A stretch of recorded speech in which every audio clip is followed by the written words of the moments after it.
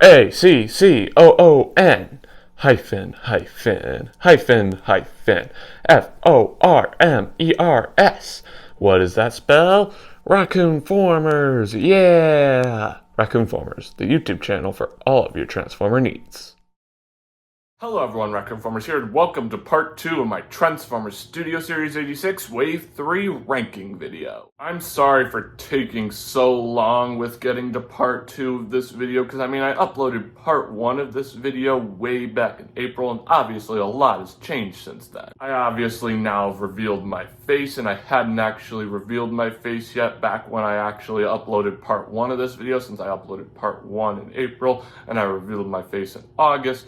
But I have been very busy with stuff during the time that it took for me to actually get to this video from when I uploaded part 1, and that's why it took a little bit longer, but better late than never, am I right? So I really hope you enjoyed part 2 of this video, and I really hope it's worth the wait for y'all. As y'all know, when I uploaded my two-parted ranking video for Wave 1 and Wave 2 of the Studio Series 86 line, in part 1, I ranked all the figures that were added to each respective wave toy-wise and how well they are as toys. And in part 2, I ranked all the characters that were added to each respective wave movie-wise and how well they are in the movies. And I did exactly that with part 1 of my Wave 3 ranking video for Studio Series 86 line, and now I'm going to do exactly that with part 2 of my Wave 3 ranking video for the Studio Series 86 line today. The characters that were added to Wave 3 of the Studio Series 86 line consist of Sweep, Preceptor, and Starscream. Coronation Starscream, to be exact.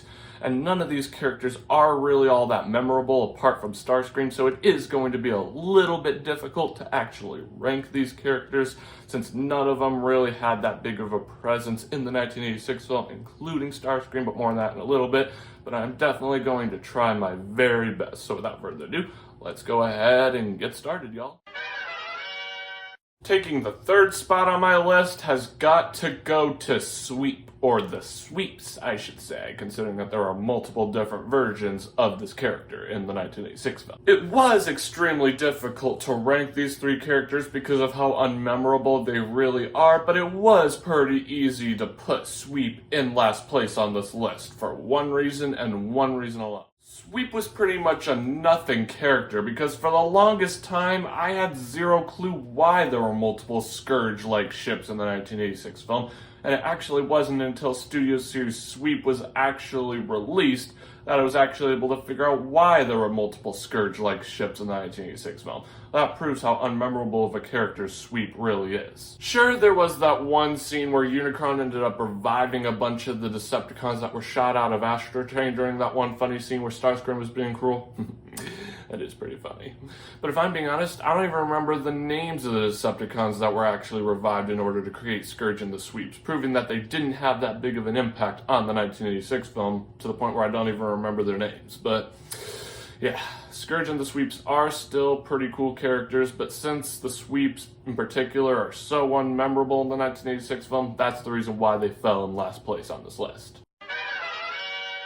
Taking the second spot on my list has got to go to Preceptor, who's also a pretty nothing character if I'm being honest. It's been a while since I've actually seen the 1986 film, but it is really difficult to think of a memorable scene that had Preceptor in it, proving that he isn't all that memorable of a character. And even outside of the 1986 film, he isn't all that memorable. The only pieces of Transformers media that I could think of him appearing in are the 1986 film, maybe G1, I haven't actually finished it, and Transformers Rescue Bots Academy. That's it. He hasn't actually made his live-action debut or anything like that.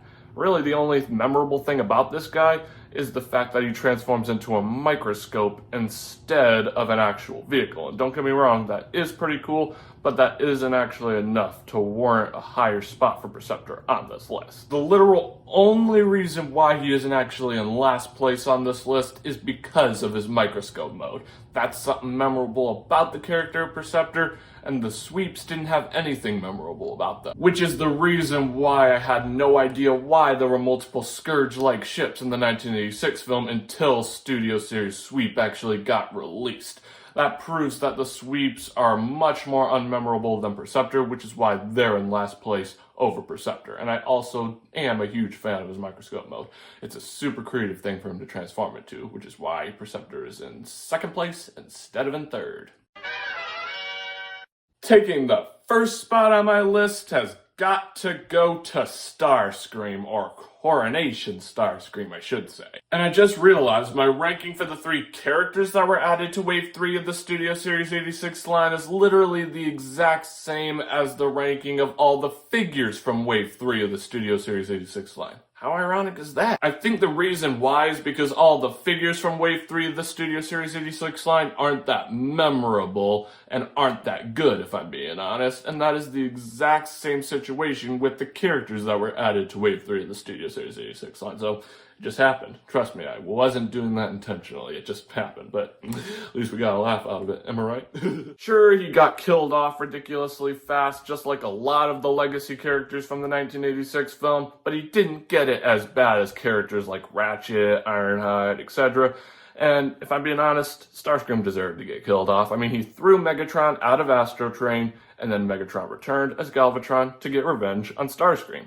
And it was pretty funny the way he died. He was like, Megatron? Is that you? Here's a hint.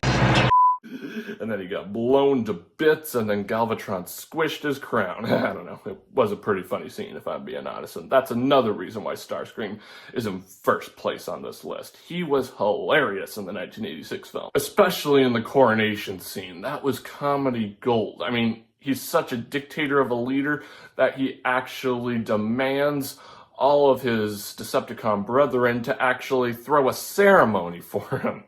Not even Megatron did something like that.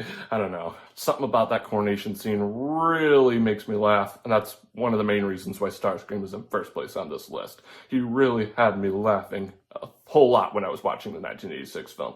And that's not something you can actually say about the character of Starscream in many other pieces of Transformers media. In many other pieces of Transformers media, Starscream can be quite annoying. Quite annoying. And I do not like that, but I didn't really mind him as much in the 1986 film, if I'm being honest. That's one of the main reasons why he was in first place on this list. So the characters that were added to Wave 3 of the Studio Series 86 line might not be the most memorable, but Starscream is definitely the shining light out of the bunch. Well, everyone, that's how I would rank the 3 characters that were added to Wave 3 of the Studio Series 86 line. They might not be the most memorable characters, but at least I was able to rank them for y'all. And my list isn't the best list, it's just my list, and I'd love to hear how you would rank these 3 characters down in the comments. Well, friends, this pretty much wraps up this ranking video. Thanks for tuning in. Remember to click that big red subscribe button and hit that notification bell so you never miss out on a future video. And since I am now done with my 2-parted ranking video for Wave 3 of the Studio Series 86 line, that means I am officially done talking about this wave. And that means I can now move on to Wave 4, which may consist of some of the best figures from the Studio Series 86 line. Wave 4 of the Studio Series 86 line consists of Studio Series 8613, Cliffjumper, Studio Series 8614, Junkheap, and Studio Series 8615, Sludge. Like I said, this wave consists of some of the best figures from this entire subline, and I'm really excited to take a look at these 3 figures with y'all, so make sure to stay tuned, y'all. Anyway, that's all I have to say. As always, I'm Raccoon-Formers, and I'll catch you next time. Peace!